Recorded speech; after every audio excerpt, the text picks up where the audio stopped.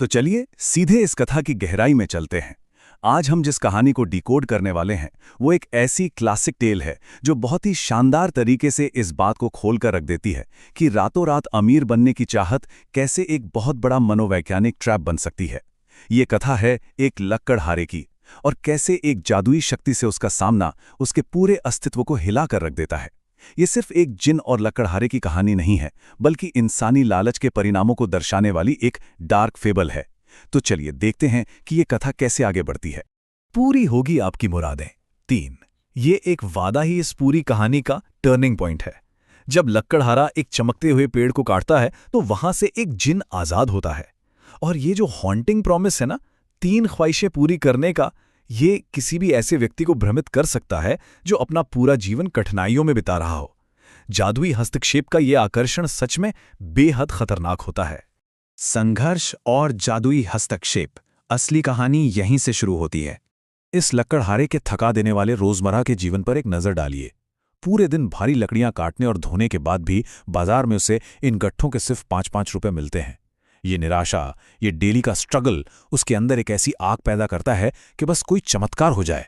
जब जीवन में इतनी मेहनत के बाद भी सिर्फ थकन मिले तो किसी मैजिक ट्रिक के प्रति अट्रैक्ट होना बहुत स्वाभाविक हो जाता है। और यही वो पॉइंट है जो आगे आने वाले लालच का बीज बोता है। संतोष बनाम लालच, विचारधाराओं का एक बहुत ही दिलचस्प टकराव। यहां इस कथा का मुख्य नैतिक संघर्ष बिल्कुल सेंटर में आ जाता है।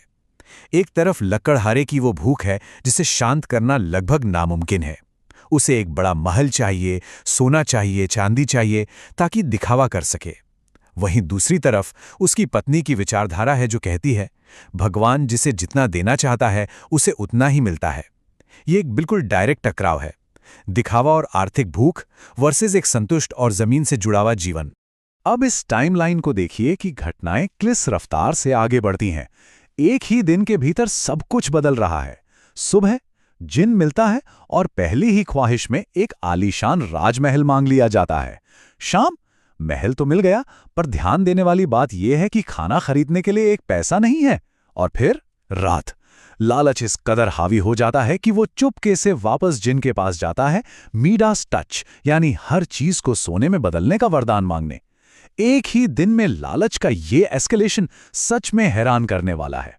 सोने का विनाशकारी वरदान, वो पॉइंट जहां सपना एक भयानक सपने में बदल जाता है। और यहां से शुरू होता है परिणामों का एक हॉरिफिक डोमिनो इफेक्ट। लक्कड़हारा घर आकर जैसे ही खाने को हाथ लगाता है, खाना ठोस सोने में बदल जाता है। उसकी पत्नी घबराकर बेहोश होती है, और जब वो उसे संभालने के लिए आगे बढ़ता है, पत्नी एक सोने की मूर्ति बन जाती है। रोता हुआ बच्चा दौड़कर आता है, अपने पिता को छूता है, और वो भी इंस्टेंटली सोने में बदल जाता है। जिस शक्ति को उसने अपने फायदे के लिए मांगा था, उसी ने सबसे प्यारी चीजों को नष्ट कर दिया। 3 सिर्फ एक नंबर नहीं, बल्कि उन 3 जिंदगियों का प्रतीक जो एक पल में पूरी तरह बर्बाद हो गई। एक उसकी पत्नी, एक उसका बच्चा, और खुद उसका अपना जीवन। ये क्लियरली हाईलाइट करता है कि एक बिना सोचे समझे लालच में मांगी गई ख्वाहिश कितनी भारी तबाही ला सकती है।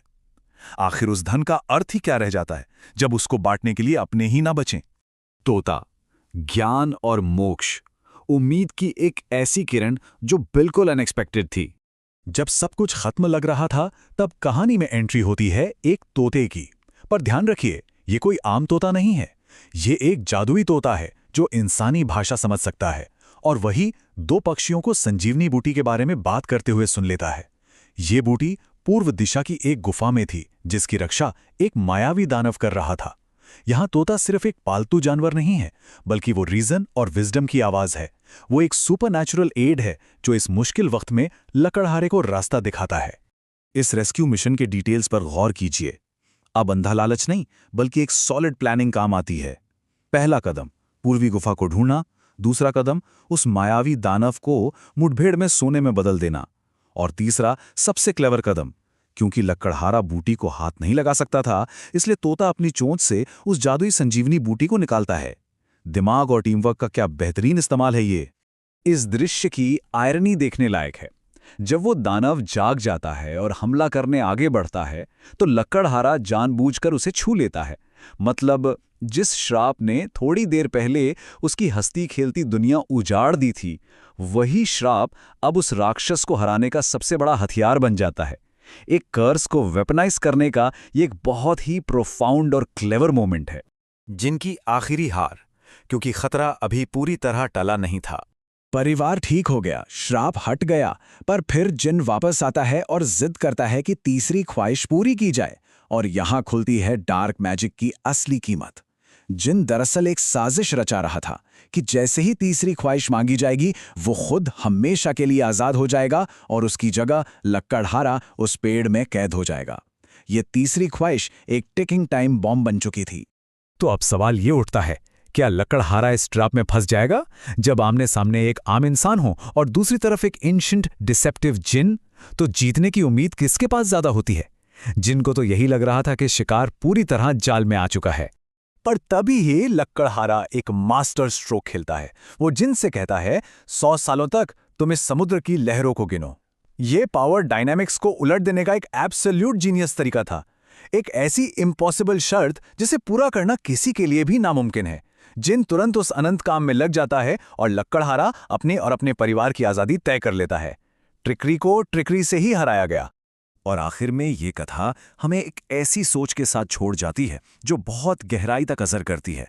क्या बिना मेहनत के मिला धन कभी सच्चा सुख दे सकता है? इस ड्रामेटिक फेबल ने सिखाया कि अनचेक्ड डिजायर्स और शॉर्टकट्स का अंजाम हमेशा तबाही ही होता है। असली दौलत किसी चमत्कार या महल में नहीं, बल्कि उस संतुष्टि में है जिसे इंसान अक्सर खो देता है जब वो लालच के भ्रम में फंस जाता है। तो इस बारे में जरूर